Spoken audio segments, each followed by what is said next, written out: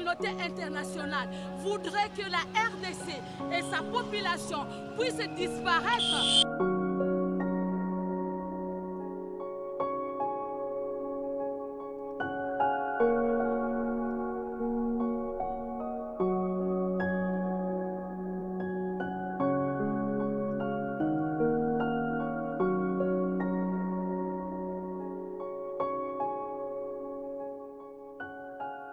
La plupart des victimes post-conflit, ce sont des femmes et des enfants.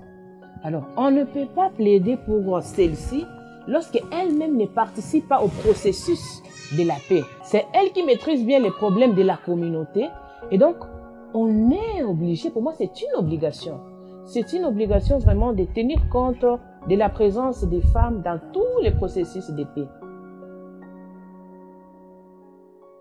Nous avons connu plusieurs guerres, déjà en état jeune, la rébellion, la guerre des mercenaires Scram, et puis la guerre de libération qui a été la plus atroce. On a vu l'impact des guerres sur la femme, mais les dernières guerres, c'était encore pire, parce que la femme a été prise comme cible. Et avec tout ça, nous avons pris le devant pour défendre les droits de la femme, victime de toutes sortes de violences et surtout les viols utilisés comme armes de guerre.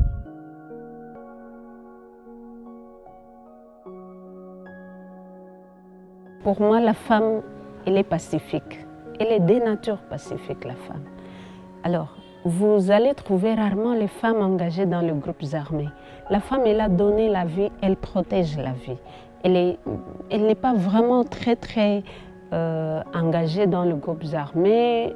Elle est là pour apporter la paix, l'amour, l'affection, etc. Moi, je reconnais que les femmes ont fourni beaucoup d'efforts qui font que les gens peuvent circuler encore un peu. Parce que les femmes sont allées plus loin pour enseigner les gens, pour contacter les leaders politiques, pour contacter même les seigneurs de guerre, pour leur dire non, on en a assez et nous avons la paix. Nous voulons avoir la paix. Nous gagnerons beaucoup, nous les hommes, en mettant la femme à ses côtés dans la recherche de la paix. Parce que rare des fois qu'une femme peut conseiller à un responsable, peut conseiller à un homme de faire des actes, des dégâts. Au contraire, quand une femme est dans une affaire quelconque, quand une femme doit s'investir, par exemple, pour la recherche de la paix dans les communautés, souvent elle a l'habitude d'adoucir les choses pour que les choses marchent comme il se doit. La femme, c'est elle qui éduque. C'est elle la mère de la nation. Quand elle éduque déjà les enfants, parce qu'il y a beaucoup de préjugés, il y a beaucoup de stéréotypes qui circulent, qui nous dit par exemple que telle tribu, ce ne sont que des meurtriers, telle autre tribu, ce sont des vantards, telle autre tribu, ce sont des sorciers et l'autre, ce sont des voleurs.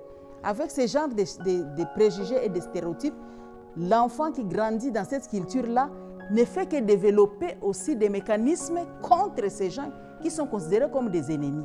Alors la femme a un grand rôle parce qu'elle doit montrer que nous devons prêcher l'amour. L'enfant, tu peux jouer avec l'autre, c'est un frère, même s'il est plus élancé que toi, nous sommes tous des frères. Et si nous ne voulons pas vivre comme des frères, comme on l'a dit, nous allons périr comme des imbéciles.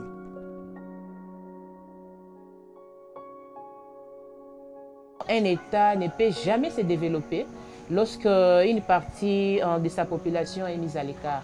Alors si nous voulons vraiment d'une RDC émergente d'ici 2030, on doit tenir compte de cette parité. On doit tenir compte du genre, on doit respecter la présence des femmes dans tous les processus de paix, dans la gestion de la chose publique, et c'est là pour espérer un avenir meilleur, comme je le disais tantôt.